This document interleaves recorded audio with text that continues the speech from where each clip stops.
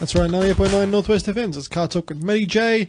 Another Tuesday night, more car-related topics. We are your car show for the community, the Northwest, and for broader, because we've got listeners all over the world, which is really good due to our podcast. Worldwide. Mr. Worldwide. Actually, no, this is the people-free song. People-free song. No, Mr. Worldwide. I take that back. You just listen to James. How you going, James? Good. That's James from Members Movies. I was actually just on his show, and it's on every Tuesday night at 6 p.m. We were discussing John Wick. Fantastic movie. Great flick. It's just a blokey movie, isn't it? Really? Yeah, but I think, like we were talking about before, it's like everyone and their mum likes it. Yeah. Like, so it's like it's reached such a wide audience, not just the blokey movie. It's like everyone loves it. Yeah, like, and as we were talking about before, like, you know, my mum loves that movie. Yeah. My partner, who's like the most girliest girl, loves that movie. Yeah. And it's got something for everyone. It's fun and it's different. And it's a tale of revenge, but it's really good. It's really good. I mean, everyone likes a bit of a tale of revenge. And it's got puppies. Which, well, it's got two puppies. So yeah. And cars, which we'll talk about. Which we'll get into right now. More importantly on this show. So every good movie for me has some mad cars in it. Yeah. And this movie in particular has got two of my favorite muscle cars of all time. It's got 454 big block Chevelle SS, which is just it's a sick car. That's really cool. Is it the same SS from the end of the first Fast and Furious? It's the same car. It's just that was just in red. The end credits scene. Yeah, that's the one. He's in Mexico. Yeah, it's a really cool car. Like, just the shape. There's something about the shape. Like it's different. It's different from other muscle cars. It epitomizes muscle cars. Yeah. In a weird way, because it's just big, tough, big wheels. Yeah. And it's just an angry car. Well, at least I should say it's different from the Mustang shape. Is probably what I mean. Yeah. Well, the Chevelle's more of a proper muscle car, whereas a Mustang's what they classify in the pony car range. So it's like, you know, it's like a little bit smaller, but still it's a muscle car. But then we see his other car in the movie, which is even better, which is what did you say? It's a 69. 69, yeah. 429 Boss Mustang, which is like, if you know your Mustangs, a Boss 429 is like the holy grail of Ford Mustangs. It's like the most rarest Mustang ever made. Well, actually probably not ever made, but like it might be. Because basically, if you know about that engine, Ford. It was at a stage when General Motors and, you know, Dodge and that were just putting these massive engines in the cars. They're pretty much just trying to outdo each other on cubic capacity and on power. Yeah. So Ford was just like, they were pretty much one hand. They're like, what's the biggest engine we can get? And they got the biggest engine they could get, but they wouldn't fit in the car. So they had to send these Mustang shells to get all the suspension strut towers, like, you know, moved back and just the whole had bunch to widen the whole. They did just to fit this massive engine in there. If you look at this engine is like, it's just like you open the bonnet. There's nothing else. It's just engine. Yeah. It's a pretty special car, and they were very, very fast for their time. Still fast today, actually. I was talking about one of these cars a while back on the show when I went to Dutton Garage. Oh yeah. They had one there. They had one in red. It was mad. Yeah. So that was the first time I've ever seen a Boss 429. It's one of those cars, like I've mentioned before, that they got presence. Yeah. And you know it's just tough just by looking at it. Something special just by being around it. And the good thing about Boss 429s as well is that they're very understated. Like, they don't really have any like massive stripe kits or anything. They've just got a little Boss 429 sticker on the front quarter. Yeah. Apart from that, it just looks like they do look tough though. While the one in the movie does, especially. Yeah. They've got a mad stance, and they. Yeah. One of those cars that if I had $1 billion, I'd have in my garage. No, that's definitely one of the cars. But we'll move it on, because tonight we're going to talk about car evolutions over time. So, do we think that certain cars got better over the time that they were made, or if they were just got a bit too big and fat and crap? So, we'll get to that right after this. We're going to go to our first song. Now, if you guys are a fan of Mighty Car Mods, this song's a bit made it famous due to Marty buying a car called Too Sexy. With the license plate. It was an ex-sex spec car. They did like the auto salon, rounds. And recently, they've made it into a full track car now, and Marty actually made it pretty cool. But they took it to a track day, and then it blew up. And it was really sad. They put really sad music at the end, a really sad version of this. So this is in memory of Too Sexy. This is Team Evo, also known as Moog. Too Sexy. You're listening to Car Talk with Matty J. We'll be right back after this. You're back on 98.9 Northwest FM. This is Car Talk with Matty J. Still in the studio with James. Look, back on the topic of John Wick, if John Wick was to get another car, what would be the ultimate John Wick car? Oh. Well, you forgot to mention he had the new Charger, the black one, which is cool. That was dope. So, I mean, he's had 2 old cars and 1 new car. So, let's go maybe a newer one, just to shake it up a little.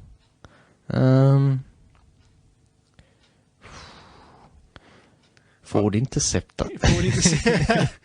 The V8. So the Interceptor. No, yeah. Dude, a black on black, like probably Taurus SHO would be pretty cool. Like what they had in the last terrible Men in Black movie. Oh, I can't remember. It was that bad. I don't want to remember that movie. But yeah, it was kind of because it's like a dark, like just it's a pretty dark car. So you could go for something like that. It's very understated. It's not a big brush V8. It's like a 6-cylinder turbo. Yeah. So it's probably one of those. Or I reckon John Wick would probably suit as well because we remember he's got to be understated here. Like a big E-Class Mercedes, but like blacked out dark limo tint windows. Yeah. It depends. Like, are we talking about John Wick while he's like working, or like working, now John Wick? Now John Wick, yeah. Now John Wick, I think, would be different, because like, well, let's make it if you had to choose one car for both. Well, for both, the best understated car would be probably a Honda Civic, but with like a massive engine in it, like they do in Drive. They pick the most inconspicuous car, it's like a 500 horsepower engine, and then drop a huge engine in it. That was good, that movie. Yeah, that was a cool movie. What's the car? The Chevy Malibu? It was an Impala. No. I mean his other car in Drive, the Malibu. Oh yeah, it was the silver one. Yeah, that's a cool car. I like that car. I don't know, like something. It'd have to be like muscly, but understated at the same time. So. Oh, if you've got any ideas, send us a text on 0447777989. That's 0447777989. Send us a text with your name and we'll give you a shout out. Look, we'll move it along. Now, I know we mentioned before we're going to talk about car evolutions over the time, but I was speaking to James previously. What new car would you buy if you had just let's say under $100,000, and you could just go buy any car you wanted to buy? Well, like. Realistically, the next car I want is WRX. Yeah. Because that's something I could see myself driving. It's relatively affordable. Yeah. Actually very good for what they are. Yeah, and it would be my second car, so it's not a huge step. Yeah. Like it's not like I want a Ferrari or anything. Going into a Bugatti. But it's like it's a realistic option for me, I think. So it's definitely something I want. I've always liked them, the way they look. I like the older ones. They're a bit boxy. Yeah.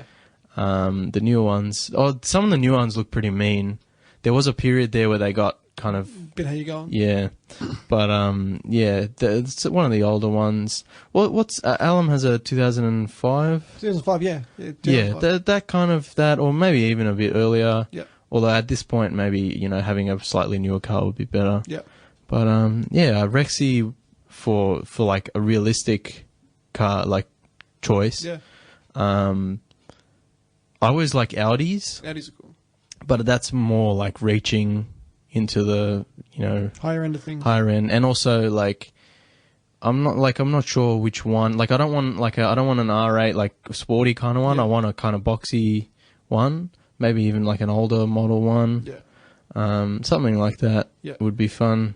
Just don't want the repair bills. Yeah, and that's the thing. It's like it's out of the realm of possibility because one, it's more expensive, and two, if you break apart, that's it. Well, a friend of mine just bought a Audi S8 2006. That's with the Lamborghini V. Oh yeah, you were saying. I mentioned this last week, I think. Yeah, and like it's dope. Yeah, like but if anything goes wrong, may God help you because that's a crazy. Like it's one of those cars. If anything goes wrong, it's pretty much a throwaway car at that point. It's just like, what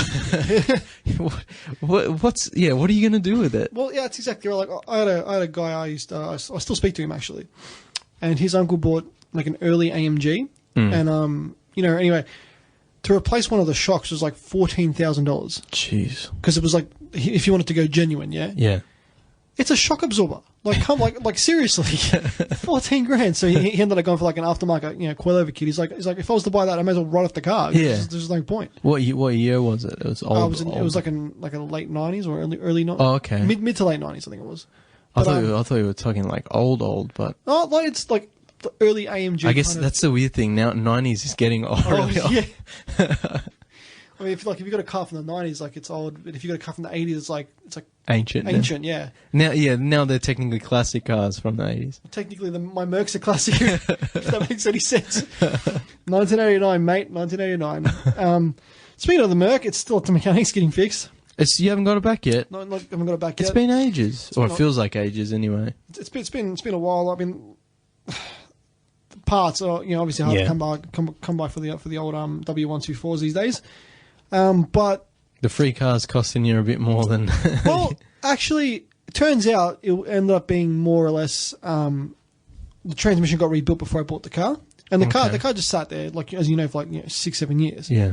So one of the seals off the side of the transmissions really was loose as well, and that was pissing out fluid. So my mechanic took it back to the place, and they're doing it kind of. I think free of charge because it was like their kind of mistake to not replace that seal properly. I guess because they didn't drive the car, the fluid didn't get a chance to really go around much. Yeah. But we're still waiting on that in the oil cooler. So the transmission's all right. It's just one or two things. Lucky I picked up on it, man. Because if I was to if I was to keep driving around like that, because I picked up and I was starting to shift really hard, that's a bit odd. And I look at them, it's like just see this puddle of transmission fluid. That would have been pretty much goodbye to the Merc because that's a lot of it's a rebuild of a transmission, especially if it's something like that. It's you're looking at probably $2, $3, $4 grand. And at that point, the car's not worth it. even though I love it and I want to save it.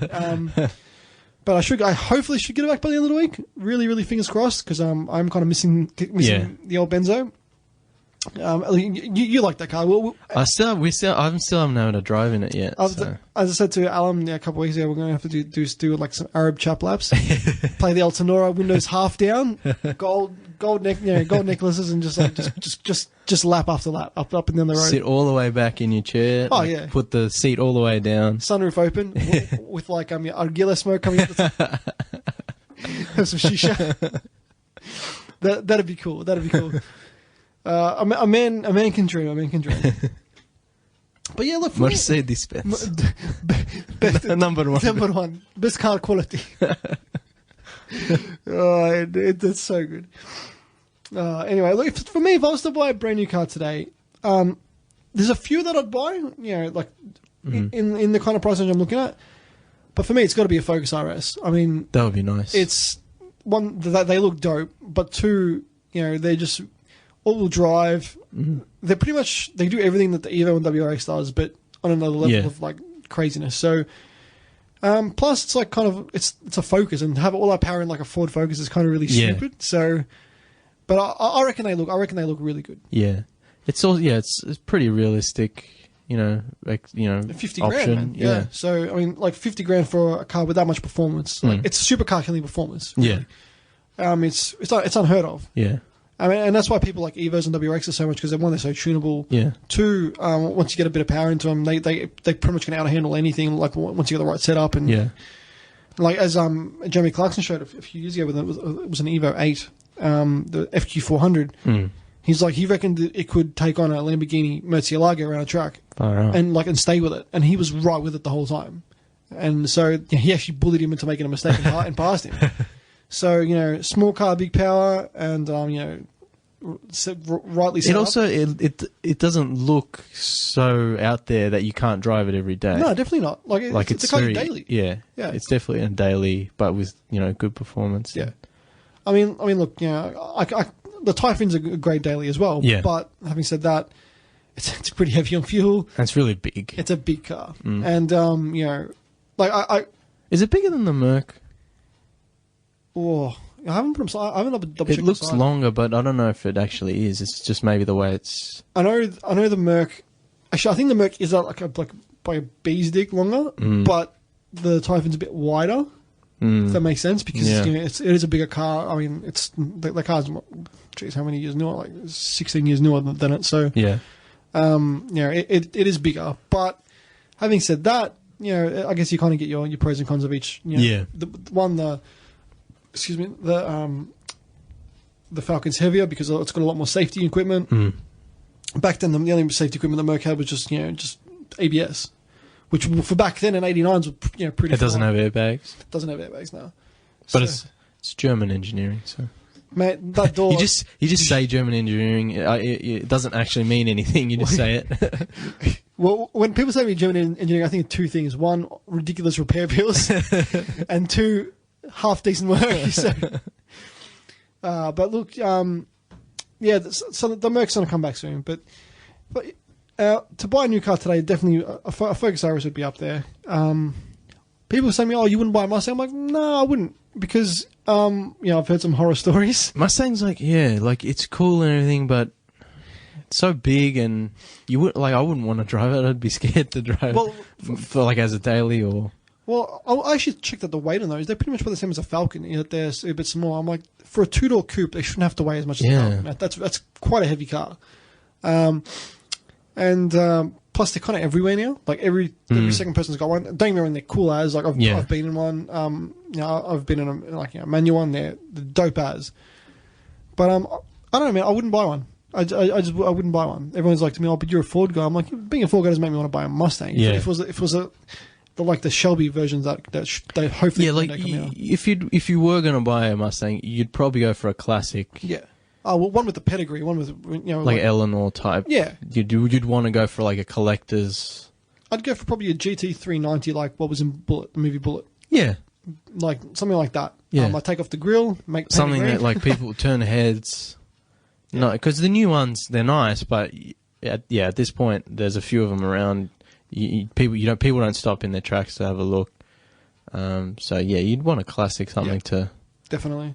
Yeah, if I was to get a Mustang, I'd definitely buy an older one. And I guess this kind of brings me onto my next point, car evolution over time. I mean, there's been some, the main nameplates, I guess, have been around for years now. Yeah. So you've got for example, on a basic level, if you look at an original Mark 1 Golf compared to the latest Golf, the Mark 1 Golf is so small compared to the new one. So. But it's not small as in size. It's small as in just everything. Everything's really tiny. You can pretty much compare the original Mark 1 Golf GTI to the new VW up. That's how small they are. Yeah, they're almost like a mini. Well, yeah, not as small as a mini, but almost they were a small car. Yeah. And over time, it's with every car pretty much. You look at a small Fiesta, like a Series 1 Fiesta, to a new Fiesta. Any small car has really gotten, bigger, which is kind of weird when they were supposed to be a small car. That's the thing is in my head, old cars used to be bigger. Yeah, you think old cars. Don't get me wrong, old cars were 50s and 60s. Yeah, massive. 57 Chevs, a massive boats, car. Road boats. Yeah, but that's what they were. And I mean, if I was given a 57 Chev today, I'd be like, yeah, this is the coolest thing ever. Yeah. But there's one near here. I think it's I can't remember what model it is. It's like a lowrider. He drives it around somewhere. It's probably an Impala or something. I think it's an Impala. I've seen him around. Is it white? I think so. If it's the one I'm thinking of, it's definitely an Impala. Yeah. It's a 64 Impala. It's pretty sick. Yeah. Yeah. Actually, one of those are pretty cool. Yeah, that would be cool. Have them on hydraulics and those cars are long. Bounce up the they are long. But I mean, you get to be like Ice Cube for 30 seconds. So I guess it's pretty cool. Actually, Ice Cube's got a 64 Impala, which I think he used in the movie for what's it called? Straight Outta Compton. Oh yeah. I think that was his actual car as well. Oh, okay. Used it, so that's pretty dope. And the actual Ferrari in that movie was Dre's original, the same Ferrari he actually did the chase in years ago. Yeah, so Testarossa. Yeah, that's pretty. Yeah, so I mean, cars over time have gotten bigger, but they've gotten better in terms of tech, I guess. Mm-hmm. as Safety features. Safety features, but are they as fun to drive? Now, this is a big question a lot of people ask. Like the original Mark 1 MX-5. So like the first MX-5 they've ever made. Some people, it's a classic now. Yeah. People classify that as a classic. People reckon that they're quintessentially one of the best, if not best, driving sports cars you can buy for the money. They're not powerful or anything, but they just, it's the driving experience. So I'm really interested in wanting to buy like the new one, the RF, which is the retractable fastback one. But having seen how big they are, and compared to I've seen them side by side, I'm like, I kind of want a smaller one, like the original one, because the original one you get all that. I guess one not only the nostalgia, but two, it's like a raw experience. It doesn't have any driving aids, doesn't have anything else. It's just back to basics, meat and pie engineering, front engine, rear wheel drive, simple as. And Mazda got it right. Is it like when they made the Mark 1, they weren't really expecting it to become this legendary thing? With the MX-5? Yeah. Yeah, no, definitely not. Yeah. And, for car enthusiasts, the MX-5 has become like a thing. It is, yeah. But they didn't know that when they were making the Mark 1. No. So now when they make the new Mark, the new one, the retractable fastback that you were just talking about, in their heads, they're not thinking about the Mark 1. They're thinking about the legend of the MX-5 and turning it into this legendary sports car that people want now. Yep. So you're not getting the same experience as the Mark 1. You're getting the evolution because it's earned that name. Essentially, yeah. Which is cool, but like you said, it takes away from that small car that started it all. You know? Yeah, and that's exactly right. I mean, like if we go back in time, we look at like original Falcon GT, yeah. Back in Ford's heyday, I guess for Australia, the Falcon GT, especially like in Phase 3 trim, or even like in the XAX BXC coupes, like for example, like Mad Max's car, they were like a tough looking car. And like they had big engines. They were pretty much they were essentially like they were pigs to drive. Yeah, like they were really hard cars to drive. But that's what they were. They were big, tough. Like you had a V8 is when you had a V8. Yeah. To be honest, at the end of the Falcon GT, like don't get me wrong, the latest Falcon GTs were great cars. They lost a bit of that. I don't know, broad, especially in the 90s when they tried to redo the name. You look at an EB or an EL GT, they were just pretty much like a body kit special. They didn't have any real. There was a time when they all got kind of sleeker and not as wide. Yeah. And now I think they're becoming wider again, but I don't know. It's not the same. No, it's not the same. I mean, look, the final GT, like in the form of the GTF, was a really good car. It pretty much, to me, that was like the last time the last. That's how the GT should have been reborn back as like a hardcore sports sedan, not as just like a sticker and body flares special with a V8 that was pretty much just coughed on. Like the last one, they went all out. They just they upped the power. Yeah. They did the suspension. They did it right. I mean, like they should have done this ages ago, and otherwise, because it can't in the 90s, it kind of really tarnished what the GT was. There was like, it's kind of just like a Falcon now. It's not really anything special. But having said that kind of spawned other versions. But we'll get into that a bit later. But an original Falcon GT was a big car, but it wasn't heavy. It wasn't a heavy car. I mean, what we look now in like the last of the GTs were like pushing 1900 kilos, which is a heavy car. But surely they would get lighter, wouldn't they? Because of the material. Well, you'd think that the material, but it's all in the safety gear. And just the whole you got to remember air conditioning, compressors and all dashboards. While the bodies might be made of aluminium and stuff now, it's just so much other stuff. I guess they're trading in the steel for all the technology and the stuff like that, economy, like bigger tank, stuff that people want in a car. I mean, look, 99.95% of people going out to buy a car that's a performance-based version. They just want a car for basic transport. Yeah, and I've got nothing wrong with that. That's fine. But at the end of the day, if you're gonna redo something, you may as well. Do it better. Like that's you bring up a good point actually. If you're gonna make a performance car, should you try to please everyone and make it also a daily drive car? Well, I think... Or should you just focus on the performance elements, which then removes it from normal market, basically? Well, that's kind of why supercars are rarely driven, because they're, one, ridiculously expensive to fix. Like, I was in Queensland a few weeks ago, and Avini and I put in for to win either $600,000 or was a what was it? It was a McLaren 570S. Don't get me wrong, the McLaren was sick. So it was McLaren $600,000, and or you get cash. And I'm like to him, oh, dude, I'll go for the McLaren. He's like, are you stupid? I'm like, you could get the cash and buy other cars. That's before I think, because I was too busy encompassed in this car at that one stage. He's like, have you guessed how much the first service for one of these cars is? I'm like, what, a couple grand? He's like, you're not even close. I'm like, am I too way over? He's like, no. He's like, you're way under. I'm like, okay. I'm like, how much? He's like, $15,000 for the first service. I'm like, just to change oil, like you can buy a car, like multiple cars. You can buy a brand new car for $15,000.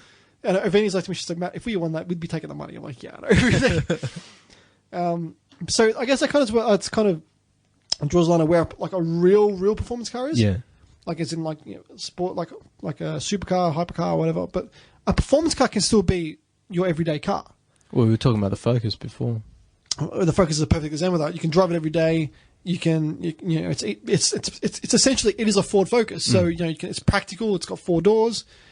That's where the Falcon and like HSV and like, you know, like performance sedans were really, really good. Back in like the early days, they were, as I mentioned, they were really, you know, pigs of cars to drive. They were real hard work. I drive my Typhoon, yeah, and that's a really, you know, it's quite a powerful car, but it's very easy to drive. So it's kind of just driving like a normal Falcon until you put your foot in it. So I guess car makers have really made like performance cars you can actually drive every day. But they still kind of like well, I drive it and it still feels special, yeah. But if I wanted to drive like a Falcon GT, I want it to feel like a Falcon GT. I want it to feel every time I drive it, it's an event. Yeah. And you know, in the late '90s and even like the early, when they started getting him back on track in like the 2002, 2003 with the BA GT, my uncle actually has one. When it's on idle, you can't even hear it. You can't even hear the rumble of the V8. And suddenly, when you put your foot in it, it goes. Yeah. So, like, if I wanted the experience, I want the car to be shaking. Yeah. I want that experience. I think you talked about it with Rob and Harley on another show. Yeah. Where they got their Mustang, the newer model. Yeah. And he's got an older model, right? He's got a 65 as well. Yeah. And he's like, yes, all the safety features are great, yada yada. But he's like, when you drive the old Mustang, you want it to feel like it's a death trap. It is, but that's what you want from an old Mustang. That's what you're expecting, yeah. You know, you don't want to drive an old Mustang and feel like you're driving a sporty, safe, you know, hot hatchback from 2015. Yeah. You want to drive a rattly old muscle car, which I guess is, you know, it's like, it's the charm. It's a double-edged sword. It's like, yes, you want the safety features. Yes, you don't want to pay $1 million for a tank of petrol, but at the same time, it's like you want that, you know, the rattly, the road boat kind of. Yeah, and I mean, look, I can understand why, you know, you can't make a car like back then, and I completely agree. Like, you know, you'd be stupid to make you wouldn't be allowed to make a car that could be on the road like that today. But having like at least the soul and essence of that car, like for example, just to have like a bit of a ladder exhaust, which they did in the end. Like, you know, if they got the GT right towards before they you know, killed it, which was a shame. But I guess that was kind of why the key of the F6 was really, really good, because the F6 wasn't supposed to be a GT. It was meant to be an understated like car. Didn't have the big wing or the big stride, you can go faster stripes. It was quiet, refined, and it was like, you know, it went like stink. So I guess that's why kind of people really liked the Typhoon over the GTs of that era. But then towards the end, people preferred the GT because they were like, now loud exhaust, and they brought back the heart of what a GT was. So. Yeah. Car companies have kind of lost that, but we'll continue that right after this. We're going to go to another song we're actually going to go to a song by Moog again. This song's called See You at the End. We'll be right back after this. That was Moog with See You at the End. Real cool track. Moog, please come on the show. Yeah, we need to get Moog and Marty on. I might have to send them a message and say, come on the show. Even if they do like a telephone version, that'd be cool. It'd be pretty cool to have them on and just talk about them. So, Marty Carmods, if you're listening, give us a message and we will gladly have you on. We were mentioning just before the break of cars, I guess, getting like over time, evolution's getting bigger, but kind of losing the soul until like they've found that magic. Like so, we've mentioned about like the Falcon GT, the MX-5s, but with early Evos and WRXs, they were very small cars. Yeah. And then now they're kind of a lot bigger. Yeah, so, the Rexy's really fat now. Yeah. So like for example, like an early GC8, which is like the first WRX. To like the GT version, like the first of the Bug Eyes, it was a massive difference in size. Like they're a bigger car. So to a lot of people, they would kind of like put them off WRXs because they're like, oh, it's a bit too big for me, or it kind of lost. The Bug Eye kind of lost that that nostalgia. Yeah, that's why I wanted an older one. They're just a bit smaller. They're a bit smaller, yeah. It's got to find a good one now though because they're a bit hard to find. Yeah. That hasn't been completely hammered. Yeah. Over time, I guess with other cars. I mean, if you look at like a car from the 80s and you look at like the new one now, they're way bigger. So car companies in general need to really see how big cars are made. See, what's funny is like the small car market has become much bigger. I think it has, yeah. But then there's so many versions of small cars that so there's like you get your small car. You get your, I think the one below that's called, I forgot the name of the word now, but it's called, not city car, but like micro car, and then below that, there's like another version below that. So smaller than that, which is even more nice. So I don't know how that works. Car. Super minis, they're called super minis. Jeez. So it's funny when the small car is no longer a small car. A small car is like kind of a big car now, which is really weird if you look about it that way. The new mini is a good size. It is a good size, but it's not a mini. It's a big car. But that's like, it's a good small car in modern terms of small car. I guess you can say, but like it's big. It's a big compared to the old ones, like exactly what you were saying. I mean, if you compare an original mini to a new mini, it's just like the new mini's huge. But then again, the new minis have got different versions. Like they got like the Clubman, they got this, they got that, and like for example, like they got that like the full all drive mini, which is massive. Like it's bigger than bloody like a small SUV. So, while they might still be fun to drive, like especially like in a just a standard Cooper S, I guess it wouldn't be as fun to like wrap around corners hard like an original mini, and I don't think they'd give you the same thrill of being 2 inches off the ground like an original mini, and I guess that wouldn't give you the feeling of the Italian job, which is kind of what original minis give that feel like. Yeah. I've been in an original mini. They are a crap load of fun. Like I've never driven one, but like they're so rowdy and they rev really hard and they don't move, but they're fun. they are legit like the closest form to getting a go-kart is what you can. So big ups to the mini. We do love the mini on the show. So yeah, so people that buy new minis, I guess they kind of don't like, they kind of want the aspects of the original mini, but. You're not going to get it really. Yeah. Like, let's be honest here, because they are so big. They are so big, and it really kind of hurts the mini's image. You're going to laugh. My mum, she called up. Well, she didn't know because they had to get parts for a mini at work, like a modern mini, like a new age mini.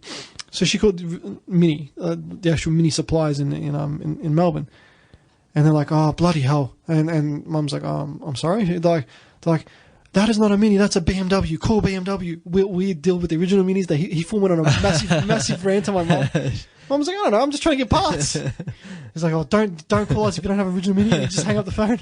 Classic mini nut. Well, yeah. Like I guess he enthusiast. I should say. I guess we got sick of people calling him up for parts. He just deals with the old minis. The real mini. The real minis, which is what a lot of people call them. Actually, like there was a time when minis were popular, but now that I think about it, I haven't seen them that often lately. What, like the new mini or the old mini? Yeah, the new mini.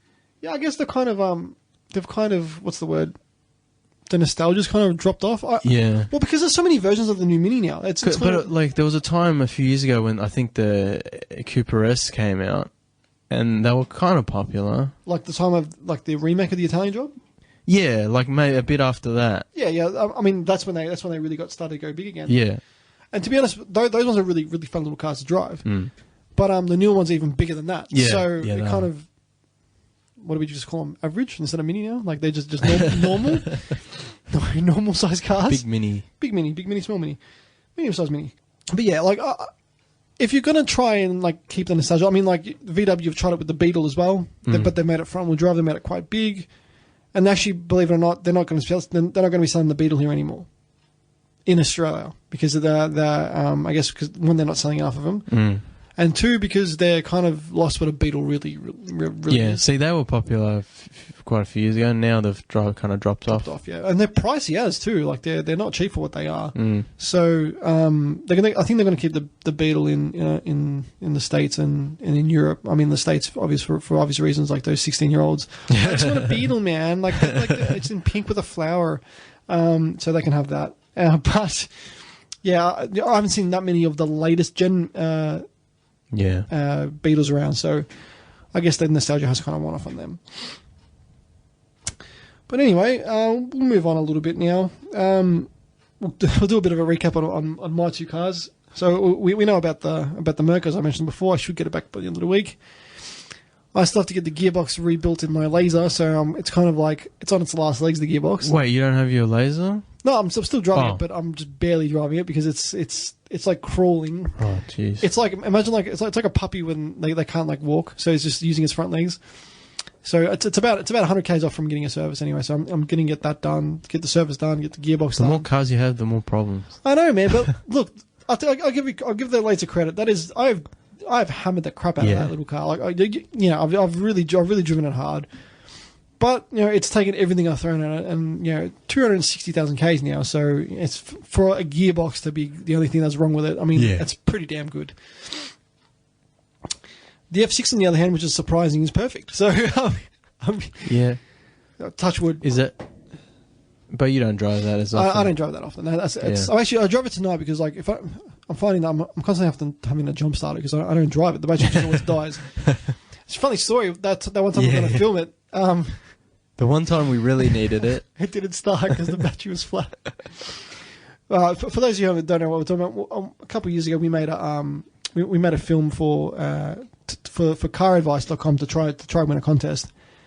And the day we went to shoot it, we did a rear exhaust shot of the car starting. Yeah. And it was started with like there was just like, and I'm like, oh crap! Like you just hear me in the car going profanity. We have all this on footage. We have all this on footage on video. And James is like, you're like pissing yourself. You're like on the floor dying. No, because what was funny is because it was under the cover. Yeah. And we uncovered it and we did all the exterior shots, ready to go. And then we're like, all right, let's get a shot of you starting. Yeah. And so I got down like low angle. So good. And it's like. And you're like, and I'm just laughing. And then we called Eric from RSCV. Eric, what a legend. Big ups to Eric. So basically, I didn't have total care at that point, and was like, oh well, I don't know. Can you guys help us out? Like, yeah, we'll help you out. So they good old true blue Aussie bloke. Yep, gave us a hand. Eric did us a solid. And we dedicated the video to Eric at the end. Eric, that was funny, guys. Oh, geez, that was good. Actually, it came out to be a quite a good little 2-minute video. Yeah, we didn't win, but at the end of the day, it was a lot of fun. It was fun. It was a good exercise. We actually lost to a lady with a Beetle, an original Beetle. Really? Yeah. Yeah, I know. No. We didn't win. The Typhoon lost to a Beetle in that aspect. So at least it was an old Beetle, not a new one. Yeah, it was a classic Beetle. Yeah, I guess that's a bit better. Well, like she was very clever the way she did it. Like it was just her and a camera, pretty much saying, what did she say? She was like, she outlined everything that was wrong with it, but she's like, I wouldn't have the Beetle any other way, which is kind of cute, which was really good. So I was happy to kind of lose to that, not lose to some like $20,000 big budget. Yeah, there's some really like well done ones that were just out of our league. They had like drones and stuff. Yeah. I was like, far out, man. I just want to just try. Yeah. I can't compete with you guys. There was one that was really funny though. It was just an old hatchback, nothing special. I can't remember what. Yeah. There's a camera shot of the back, and it opens, and the guy's like sitting in the like lying down in the back, like with his leg up, like kind of like the Thriller album, like like that. Hey, ladies. Yeah, and he's like, hey, and he starts talking about how crap the car is. It's so good. There's some creative ones actually. Yeah, there's some really good ones. Some really good ones. Look, we've got to get to our last song of the night. We'll come back and finish on after this. You're on CarTorque with Matty J. We'll be right back after this. That was Luke Million with Fear the Night. I'm a big fan of Luke Million. He's really good. Really good Aussie artist. We support Aussie artists on community radio. So get out there and go to a show and give them a big thumbs up and give them support. That's pretty much it for tonight, though, James. Thanks for coming on. Thanks for having me. No stress, man. It's always a pleasure. I was bluffing my way through car knowledge. I know what they look like vaguely, so I can say, yeah, they are a bit bigger, aren't they? I know what cars do, I think. Broom, broom. We'll have Harley and Rob on to talk about their latest drums with their Mustang. The continuing saga. We thought it was over, but it's just beginning. So tune in a few weeks when they come back on. They're actually going overseas for a bit, so we'll have to get them on again just to talk about. It's unbelievable, the story that you're going to hear. You won't believe it. And personally, Ford didn't even believe it. So we'll get on with that. But next week, tune in at 7 p.m. For CarTorque with Matty J. Give your show a plug, James. Every Tuesday at 6 p.m, 98.9 Northwest FM, Man vs. Movies. You can like and share the Man vs. Movies Facebook page. That's Man vs. Movies. Yep, give them a like and share, and he's got his podcast on Shout Engine like I do on shoutengine.com. So if you missed any of our other old episodes or any of our old shows, they're all up on there, and we're on iTunes now. We've got to get you set up on iTunes, James. Yeah, I tried setting up, but you know Apple. Yeah. Anyway, Ford and Apple, it seems the same ilk. I'll come over tonight and I'll give you a hand with it, James. After we go for our usual after show feed. HSPs for the boys. Yeah, so give our Facebook page a like as well. It's I was about to say Man vs. Movies. It's CarTorque, TORQUE with Matty J. Give our Facebook page a like, give us a share us to your friends and stuff. We are the community show the car community show for the local car enthusiasts. So keep it locked here every Tuesday night on it, because Tuesday night is where it's at here at 98.9 Northwest FM. Obviously, got Dr. Rock's show on a Thursday night, Thursday Waffle with his mate Fitzy, and Monday night for his other show, For Your Pleasure. So he takes requests on that show. So keep it locked here at 98.9 Northwest FM. I will see you guys next week. In the meantime, this has been CarTorque with Matty J. Thanks, James. Thank you. And I'll see you next week. Take it easy.